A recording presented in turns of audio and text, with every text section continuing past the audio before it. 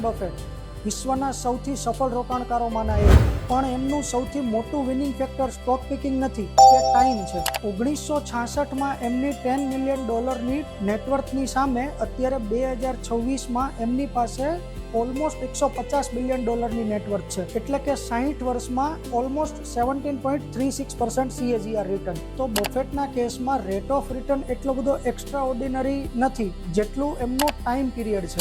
જો તમારે પણ ચેક કરવું હોય કે 60 વર્ષ સુધી બફેટની જેમ 19% રિટર્ન પર જો તમે ઇન્વેસ્ટમેન્ટ કરો SIP થી તો કેટલી વેલ્થ જનરેટ થઈ શકે એમ છે. ઇન્ટરનેટ ઉપર ઇઝીલી અવેલેબલ છે આવા બધા કેલ્ક્યુલેટર્સ, તમે જાતે પણ ચેક કરી શકો છો. એમાંના અમુક એક્ઝામ્પલ્સ હું અહીંયા તમારી સામે પ્રેઝન્ટ કરું છું. જો 10,000 રૂપિયાની SIP તમે 60 વર્ષ માટે 19%ના CAGR રિટર્ન સાથે જો ઇમ્પ્લિમેન્ટ કરો તો ફાઇનલ અમાઉન્ટ એની થાય 2370 કરોડ રૂપિયા. અને જો 1 લાખની SIP સાથે ઇન્વેસ્ટમેન્ટ કરો તો 23,700 કરોડ રૂપિયા. પણ આપણે વાત કરીએ ઇન્ડિયન માર્કેટમાં એક્સપેક્ટેડ રેટ ઓફ રિટર્ન 15% આસપાસનો આવે છે. તો 15% રિટર્ન પ્રમાણે પણ તમારી 10,000ની SIP 380 કરોડ રૂપિયા જેટલી અને 1 લાખની SIP 3800 કરોડ રૂપિયા જેટલી વેલ્થ જનરેટ કરી શકે એમ છે. ચાલો હજી આને થોડું રિફાઇન કરીએ. લોકો કહે છે બફેટ પાસે તો 60 વર્ષનો સમય અવેલેબલ હતો, આપણી પાસે નથી. તો ચાલો 30 વર્ષ માટે કેલ્ક્યુલેટ કરીએ. જો 30 વર્ષ માટે 10,000 રૂપિયાની SIP કરો અને 19%ના CAGR થી જો ગ્રો થાય તો ફાઇનલ અમાઉન્ટ આવે છે 13 કરોડ ઓલમોસ્ટ. અને 1 લાખની SIP માં ફાઇનલ અમાઉન્ટ આવે છે 128 કરોડ રૂપિયા. અને જો આ જ ઇન્વેસ્ટમેન્ટને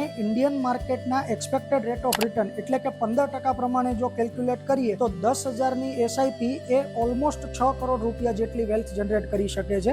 અથવા તો 1 લાખની SIP જો હોય તો ઓલમોસ્ટ 56 કરોડ રૂપિયા જેટલી વેલ્થ જનરેટ કરી શકે એમ છે. આ છે પાવર ઓફ કમ્પાઉન્ડિંગ, જે સમય સાથે મેજિકલી અને એક્સપોનેન્શિયલી ગ્રો થઈ શકે એમ છે. સાંભળવામાં લાગે એટલું ઈઝી નથી, પણ જો પ્રોપર પ્લાનિંગ અને ગાઈડન્સ સાથે જો સ્ટાર્ટ કરો તો અચીવેબલ તો છે જ. જો તમને પણ લાગતું હોય કે તમારે આજથી જ આ વસ્તુ સ્ટાર્ટ કરવી જોઈએ અથવા તો તમે આને વધારે ડીપલી ડિસ્કસ કરવા માંગતા હોય, ધેન લેટ્સ કનેક્ટ.